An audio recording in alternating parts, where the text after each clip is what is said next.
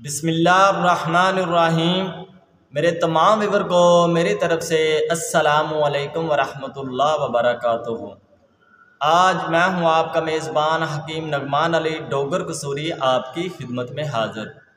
आज का हमारा मौजू दोस्तों केरा के मर्ज़ के बारे में है। आज हम आपको केरे की वजूहात और इसके नुकसानात और इसका आसान घरेलू इलाज बताएंगे। तो आज की वीडियो इंतहाई फ़ायदेमंद है केरे के मरीज़ों के लिए।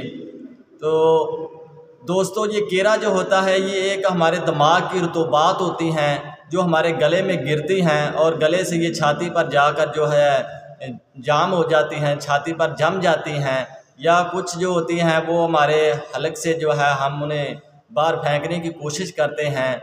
ये जो लेसदार जो रतूबात होती हैं तो जिनसे जो है मरीज़ इंतहाई परेशान रहता है। तो जब ये हमारी चेस्ट पर जाकर जब जमा हो जाती हैं तो हमारी चेस्ट जो होती है, जो मरीज़ की चेस्ट होती है, उसे ये जाम करती हैं, यानी कि सांस लेने में दुश्वारी पैदा करती हैं। तो जब सांस लेने में दुश्वारी पैदा होती है तो मरीज़ का सांस जो घुटना शुरू हो जाता है। तो इस वजह से वो केरे की वजह से जो बहुत ज़्यादा परेशान होता है, क्यों ना कि उसका जो सांस है वो दुरुस्त नहीं निकलता। तो जब उसका सांस दुरुस्त नहीं निकलता तो उसका सांस घुटना शुरू हो जाता है। तो जिसकी वजह से जो है बहुत सारे मसाइल जो है सामने आते हैं। ये ख़ास तौर पर बच्चों में भी मर्ज़ पाया जाता है, छोटे बच्चों में और बड़ों में, और ख़ास तौर पर उम्र सीधा जो अफराद हैं उनमें भी ये पाया जाता है मर्ज़। तो इसके सबसे बड़े नुकसान ये हैं कि बस ये सांस को जो है सही दुरुस्त नहीं निकलने देता। तो यानी कि इस वजह से दम घुट जाता है और जो है मरीज़ की मौत भी वाक़या हो सकती है। तो इस केरे से कैसे बचा जाए, ये बेसिकली जो है गुद्दी सोजश की वजह से होता है। जब हमारे वदूद जो होते हैं उनमें सोजश हो जाती है, गर्मी खुश्की की वजह से ये जो है पैदा होता है। दिमाग से जो रतूबात हैं वो हमारे गले में गिरती हैं गर्मी खुश्की की वजह से। तो इसके लिए हम आपको एक ठंडा नुस्खा बताएंगे जिसको आप इस्तेमाल करके इस गुद्दी सोजश को ख़त्म कर सकते हैं।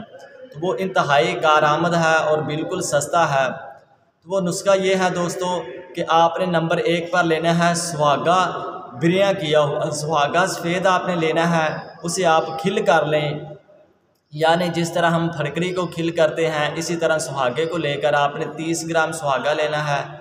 उसे खिल कर लें। खिल करने के बाद उसका वज़न कर लें।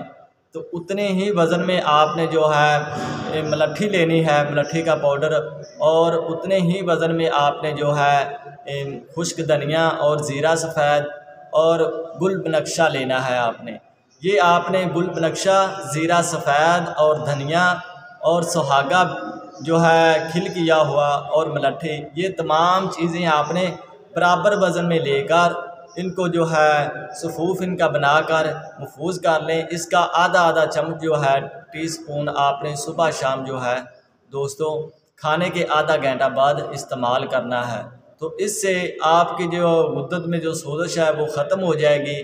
तो इंशाअल्लाह आपको जो है ये केरे से बहुत जल्द जो है छुटकारा मिल जाएगा। ये इंतहाई कारआमद नुस्खा है जो हमारे दिमाग से रतूबात हमारे गले में गिरती हैं उनके लिए ये बहुत फ़ायदेमंद है। उम्मीद है कि आज आपको केरे की वजूहात भी समझ आ गई होंगी और इसका नुकसान क्या होता है और इसका आसान घरेलू इलाज। बिल्कुल ये सस्ता है, आप खुद इसे बना के दवाई को इस्तेमाल कर सकते हैं। अगर आपके घर में कोई बुज़ुर्ग या आपके बच्चे यानी कि इसमें मुब्तला हैं तो बच्चों को ये टीस्पून जो होता है हाफ़ टीस्पून दें। अगर बच्चे ना खा सके तो इसमें थोड़ा सा शहद मिला के भी आप इस्तेमाल करा सकते हैं। उम्मीद है कि आपको हमारी वीडियो बहुत अच्छी लगी होगी। तो नेक्स्ट वीडियो तक मुझे इजाज़त दीजिएगा। अल्लाह हाफ़िज़।